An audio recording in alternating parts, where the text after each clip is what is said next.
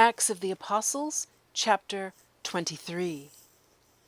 And Paul, earnestly beholding the council, said, Men and brethren, I have lived in all good conscience before God until this day.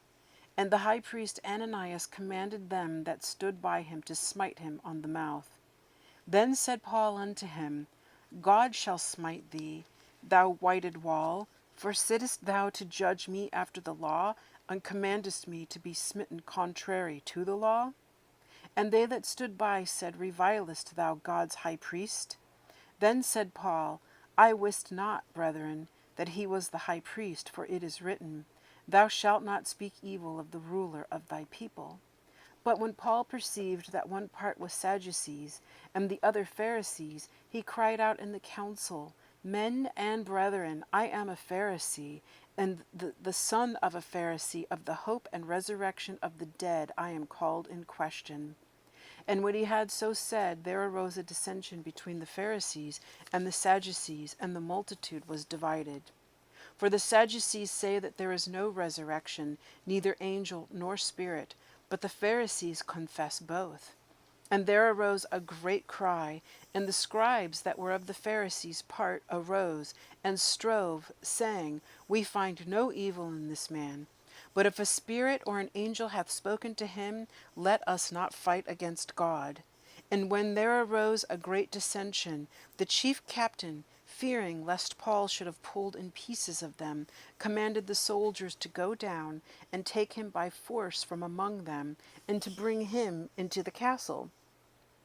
And the night following the Lord stood by him and said, Be of good cheer, Paul, for as thou hast testified of me in Jerusalem, so must thou bear witness also at Rome. And when it was day, certain of the Jews banded together and bound themselves under a curse, saying that they would neither eat nor drink till they had killed Paul. And they were more than 40 which had made this conspiracy. And they came to the chief priests and elders and said, We have bound ourselves under a great curse, that we will eat nothing until we have slain Paul. Now therefore ye with the council signify to the chief captain that he bring him down unto you tomorrow, as though ye would inquire something more perfectly concerning him. And we, or ever he come near, are ready to kill him.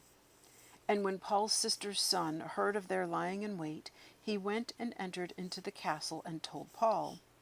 Then Paul called one of the centurions unto him and said, Bring this young man unto the chief captain, for he hath a certain thing to tell him. So he took him and brought him to the chief captain and said, Paul the prisoner called me unto him, and prayed me to bring this young man unto thee, who hath something to say unto thee. Then the chief captain took him by the hand, and went with him aside privately, and asked him, What is it that thou hast to tell me? And he said, The Jews have agreed to desire thee, that thou wouldst bring down Paul tomorrow into the council, as though they would inquire somewhat of him more perfectly.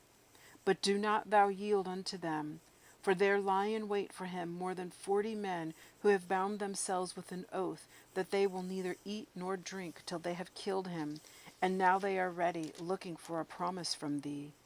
So the chief captain then let the young man depart, and charged him, See thou tell no man that thou hast shewed me these things to me. And he called unto him 2 centurions, saying, Make ready 200 soldiers to go to Caesarea, and horsemen 70, and spearmen 200 at the 3rd hour of the night. And provide them beasts, that they may set Paul on, and bring him safe unto Felix the governor. And he wrote a letter after this matter. Claudius Lysias, unto the most excellent governor Felix, sendeth greeting.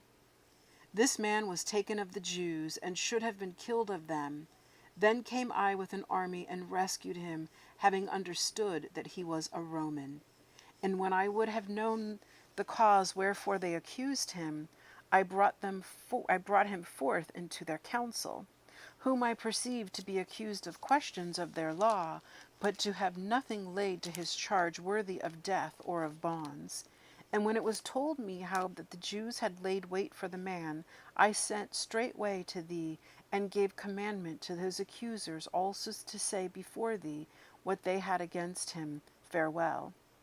Then the soldiers, as it was commanded them, took Paul and brought him by night to Antipatris.